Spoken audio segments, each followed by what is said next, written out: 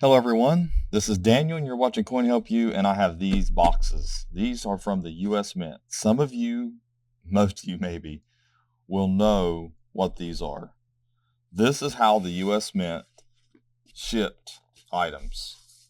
Okay, and these are from the 70s. And these boxes have been opened, but they have Eisenhower Dollars. They're all original in this box.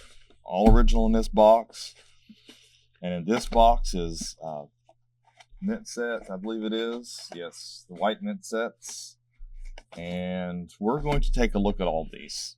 And we're going to look through them. We want to talk about them in this video. But first, here's my website, portsmouthcoinshop.com. If you want to buy coins from us, come over to portsmouthcoinshop.com. If you need help with coins, come over here to coinauctionshelp.com. Just type in Coin Help You Community or go to the link in the description of every video and also in the pinned comment of every single video. Something else that I want to talk about real fast is right here it says Coin Help You, and right underneath it, it says 189,000 subscribers. If you click this right above the subscriber count, it will take you to my channel. And this will take you to my videos, shorts, lives, playlists, and the community and membership. We do have memberships now. So if you click on video, you can actually search the videos, ask any question you want, and I should have a video on it. So without further ado, let's take a look at these boxes from the US Mint. So this one, 1976 is the year, and it's from the Bureau of the Mint, 55 Mint Street, San Francisco, California. Now, I want to tell people that a lot of these packaging, the packaging of these mint sets and things didn't happen at the mint. Sometimes they happen in third party. Sometimes, they hire companies, the contracts and things like that. So there can be packing errors, and the addresses might not match and things like that. You might think it's different. So this one is an envelope that was stained or toned by chemical reaction with the cardboard and how it was stored. And here's another one. So usually they're just white. So what we're going to do, we're going to look at the 76 sets, and these would be the type 2, which should have the thin letter reverses. So this is the 1976 sets, and these sets are known to be toned. So the coins in these sets can tone different patinas. It's normal. Since this one was stored the way it was, the gases got in there and toned this up. It doesn't mean it's experimental. Also, as you can see, this does not have a mint mark. That is normal. That means it's Philadelphia. So you're going to have Philadelphia, San Francisco, because San Francisco did mint coins in these as well as the Denver Mint. So these coins, maybe gem, maybe not. Sometimes they're really beat up. And like I said, this is a type 2 reverse, thin letters. Doesn't mean a whole lot unless the coin grade 65 or higher. For the types, you can go to price guides, you can check that out. So I'm showing you that these came in this box here, okay, and these were sent a long time ago. The person is deceased that purchased these. The address is no longer valid, so just to let people know that. It's another coin. A lot of people will cut these out and send them off for grading. And hopefully they'll do a bulk submission, and they'll get enough of the 65, 66s possibly in the clad, but these are all clad. And this is basically what the sets look like. This is what would happen if you ordered from the US Mint back in 75, 76. This is what you would get. So you got 1, 2, 3, 4, and 5 in this box. So 5 of them came in this box.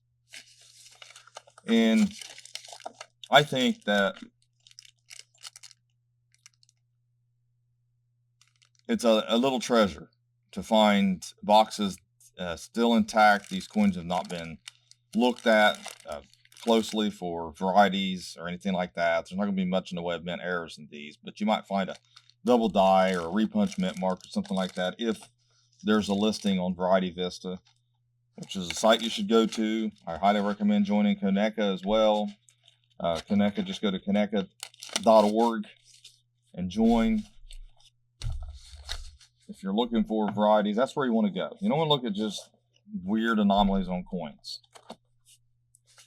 Then we have, we're going to look at the mint sets first. Here's a 77 mint set. Now, you had Eisenhower dollars from 73 to 78 in these mint sets and the proof sets. Okay, then you had 71 to 74, which would be your silver ikes and your proofs, and then also your uncirculated, which come in the blue pack. I don't have any of the blue packs to show you, but they're called blue ikes, what they call them, and then these would be called the brown ikes, and we'll look at those in a minute. But here's the 77 set, and it has all the, obviously, same thing as the 76 does, but this here isn't the bicentennial years. This is after the bicentennial. You know, we haven't had a large dollar in a long time, a large metal disc dollar, a coin, for a long time. And maybe eventually in the future we will, as far as clad and in circulation. I think it'd be cool just to have a limited release and just put them in circulation and let people find them. You know, it can be West Point Mint, doesn't really matter. Anything to make the coin collecting interesting, like the W quarters. I've said that before. I don't care if they're clad or not. Doesn't matter. Just get them out there, let them circulate, let them get damaged, let them get beat up, and then people can pull the best ones and find them and search them. Searching change is a big part of this hobby, whether people like it or not. I just wish people would not just look for minor anomalies on coins, differences on coins. Look for those varieties. That's where the money's at. You can look up, take a list anywhere off of Variety Vista. And it's connected to Coneca. You can go to my website. You can go to NGC's. They actually have varieties as well. They have it listed. PCGS does too. And look for those. Look for the money coins instead of trying to figure out how something's damaged. I know that some people, that's fun to them. They get frustrated because they're not finding anything. But that's part of it. I mean, it's like the lottery. Here's 78, 1978. Last year, having the Eisenhower dollars in the mint sets. And as you can see, this is what they look like. You know, this is what these sets look like. And I always liked the sound of, for some reason, I just remember that stuff when I was a kid. I always thought that was just so cool. You can handle it and look at them. You know, it's just, I know, I remember from my childhood. And so it's a nostalgic thing.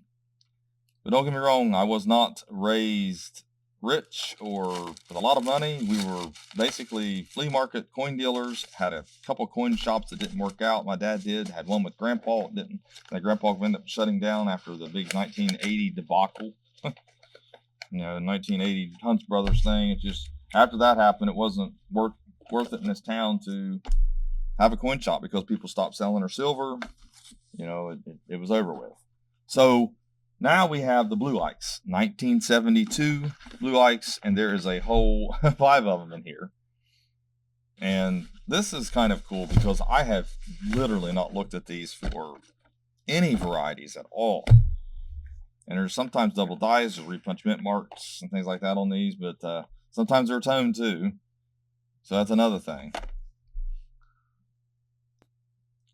So here's what they typically look like. They'll have a little bit of a blue toning to them. Some of them will be really toned.